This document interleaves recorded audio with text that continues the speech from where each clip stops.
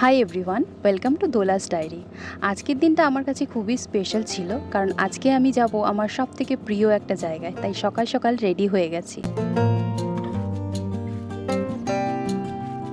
আজকে আমি যাব ইস্কন, আর আমি ভীষণ এক্সাইটেড।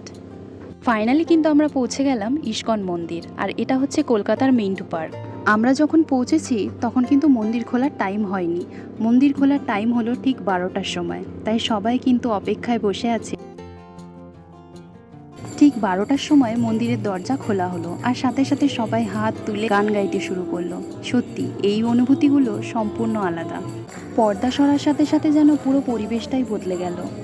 এই মোমেন্টগুলো আমি বলে বোঝাতে পারবো না, একটা আলাদা রকম শান্তি ছিল।